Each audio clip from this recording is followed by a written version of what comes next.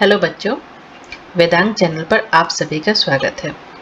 आज हम करेंगे चैप्टर 5 मिठाई वाला का प्रश्न अभ्यास। अगर आपको ये वीडियो पसंद आ रहे हैं तो वीडियो को लाइक करें, चैनल को सब्सक्राइब करें और कमेंट ज़रूर करें। तो चलिए शुरू करते हैं। हमारा पहला प्रश्न है कि मिठाई वाला अलग अलग चीज़ें क्यों बेचता था और वह महीनों बाद क्यों आता था। तो मिठाई वाला अलग अलग चीजें इसलिए बेचता था क्योंकि वो बच्चों के साथ समय बिताना चाहता था। उसके अपने बच्चे और पत्नी अब इस दुनिया में नहीं थे। उसे गली के बच्चों में अपने बच्चों की याद आती थी, इसलिए वो बच्चों को खुश करने के लिए उनकी पसंद की चीजें लाता। वो हर बार नई चीजें लाता ताकि बच्चे खुश हो जाए। वह महीनों बाद इसलिए आता था क्योंकि उसे पैसों की जरूरत नहीं थी। वह चीजें बनवाने में समय लगाता और चाहता था कि बच्चे उसे देखकर उत्साहित रहें।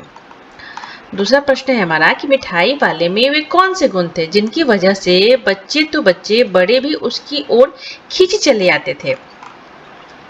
तो इसका उत्तर होगा कि मिठाई वाले की मीठी आवाज, गाकर चीजें बेचने का तरीका, बच्चों की पसंद की चीजें लाना और उन्हें सस्ते में देना, ये सब बातें उसे खास बनाती थी।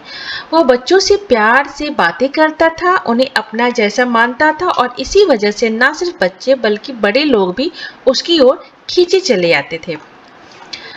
विजय बाबू एक ग्राहक थे और मुरली वाला एक विक्रेता। दोनों अपने अपने पक्ष के समर्थन में क्या तर्क पेश करते हैं।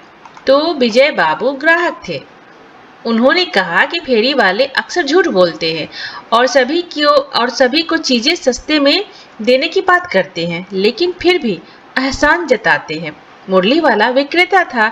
उसने कहा कि ग्राहकों को यह नहीं पता होता कि कोई चीज बनाने में कितना खर्च आता है। वे हमेशा यही सोचते हैं कि दुकानदार उन्हें बेवजह महंगी चीजें बेच रहा है, जबकि कई बार दुकानदार को नुकसान भी उठाना पड़ता है। हमारा अगला क्वेश्चन है कि खिलौने वाले के आने पर बच्चों की क्या प्रतिक्रिया होती थी।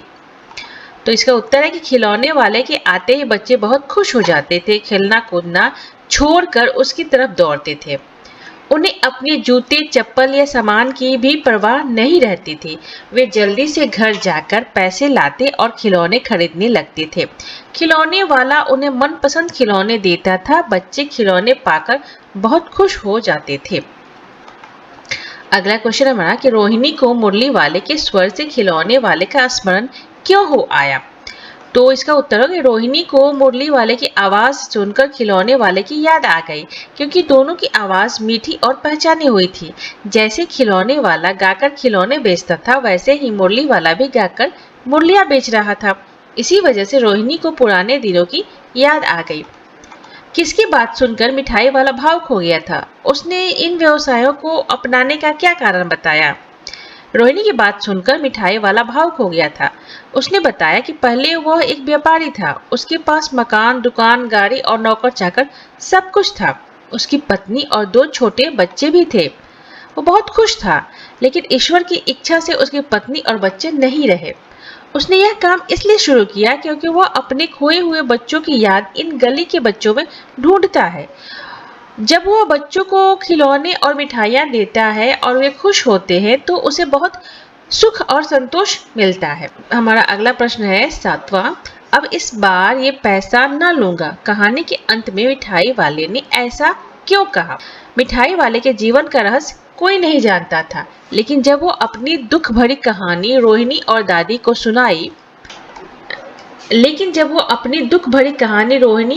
को सुनाई तभी रोहिणी के बच्चे चुन्नू और मुन्नू मिठाई मांगने आ गए। मिठाई वाले ने उन्हें प्यार से मिठाई दे दी। जब रोहिणी ने पैसे देने चाहे तो वो बोला, अब इस बार ये पैसे ना लूंगा।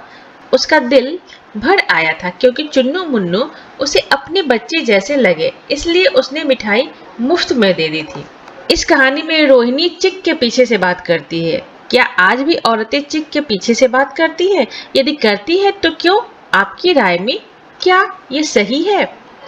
तो आज हमारे देश में लड़कियों और लड़कों को बराबर अधिकार दिए गए हैं। अब ज्यादातर महिलाएं पढ़ लिख रही हैं और हर काम में आगे बढ़ रही हैं, लेकिन आज भी कुछ गांव और पिछड़े इलाकों में महिलाएं पर्दे में रहती हैं और चिक के पीछे से बात करती हैं। ऐसा वहाँ होता है जहाँ लोग अब भी पुराने सोच को मानते हैं। मेरी राय में यह ठीक नहीं है, क्योंकि लड़के और लड़कियाँ दोनों समाज के लिए जरूरी है और दोनों को बराबरी का हक मिलना चाहिए। इन पिछड़े वर्गों में जागृति लाने हेतु सरकार और युवा वर्ग को आगे आना होगा और लोगों की सोच बदलनी होगी, जिससे साक्षर राष्ट्र का निर्माण किया जा सके। अनुमान और कल्पना। हमारा प्रश्न है कि आपकी गलियों में कई अजनबी फेरी वाले आते होंगे, आप उनके बारे में क्या क्या जानते हैं? तो इसका उत्तर होगी, हमारे गलियों में कई तरह के फेरी वाले आते हैं। कोई सब्जी बेचता है, कोई खिलौने, तो कोई चूड़ी या गुब्बारे। ये लोग अलग अलग शहरों या गांव से आते हैं। कुछ लोग साइकिल पर सामान लाते हैं और कुछ ठेला या टोकरा लेकर आते हैं। वे जोर से आवाज लगाकर अपना सामान बेचते हैं। कई बार वे गाकर या मजेदार तरीके से बुलाते हैं, जिससे बच्चे और बड़े सभी ध्यान देते हैं। वे बहुत मेहनत करते हैं और गर्मी सर्दी में भी रोज घर घर जाकर सामान बेचते हैं। कुछ फेरी वाले बहुत अच्छे और ईमानदार होते हैं, लेकिन अजनबी होने की वजह से हमें सावधानी भी रखनी चाहिए। दूसरा प्रश्न है हमारा कि आपके माता पिता के जमाने से लेकर अब तक फेरी की आवाजों में कैसा बदलाव आया है? बड़ों से पूछकर लिखिए थे। हमारे माता पिता के समय में ज्यादातर चीजें फेरी वाले बेचने आते थे।